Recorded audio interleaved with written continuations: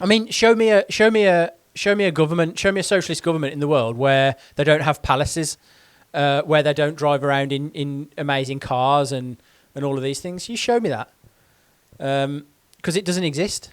So these things have been put in place, these systems, to keep people like me and you down, and to allow people at the very, very top to continue to prosper. So this is kind of what. So it's been painted as a really noble cause, like, oh, we've got this opportunity as a result of COVID now to reshape the world and reshape the way we do things, and so it sounds really noble. And as with a lot of narratives that are being pushed at the moment, it's a narrative that's very difficult to kind of argue against. You can't say you can't say that you don't want a fairer society. Everybody wants a fairer society. So to say our plan is to create a fairer society with more equality, more unity, more. It sounds great. Oh, it sounds brilliant. It sounds incredible. It's like in the US saying, like, from the kind of like the Biden side saying that on the people who voted for Trump, are you happy with these people dying from COVID? Of course not. Of course not. But you've got to look at the reality. It's not just a phrase that you can't disagree with because everybody agrees with it. Of course, I don't want people to die. So it sounds like a very noble cause, but I've got my own thoughts on it and of why I think they're doing it. My mouth's getting dry.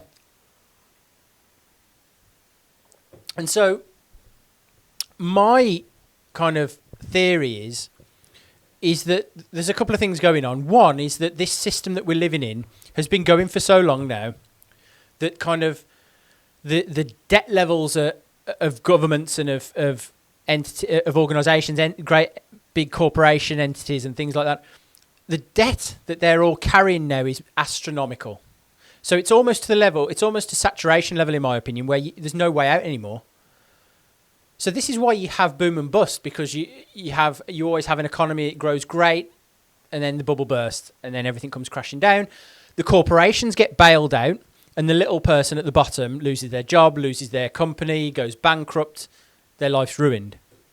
And that's the way it goes in cycles. But I just think that we've got to a level now where the people at the top, the giant corporations, the people who own so much of the world, they're at a level now where it's not the most sustainable way to live.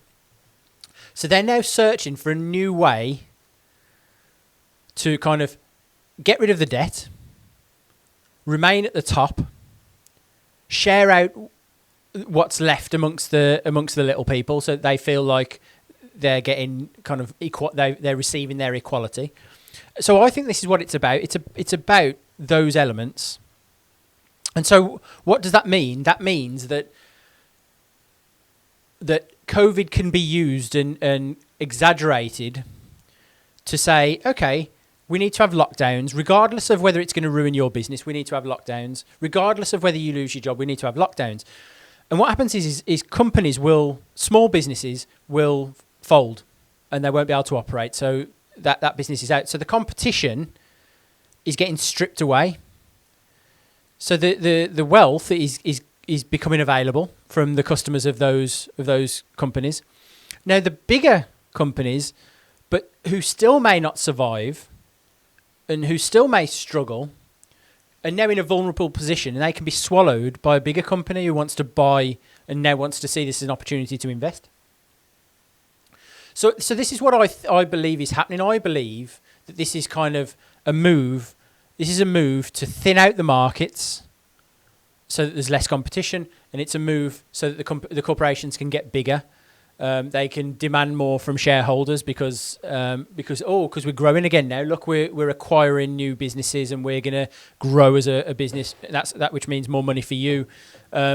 So this is why I think it's happening. And then kind of with the sharing of equality, that's how they get the support for it. That's how they get the support for lockdowns. That's how they get support for really tough measures.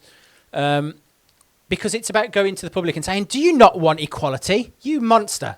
How dare you not want equality? That's disgusting. You don't want other people to... You want people to starve?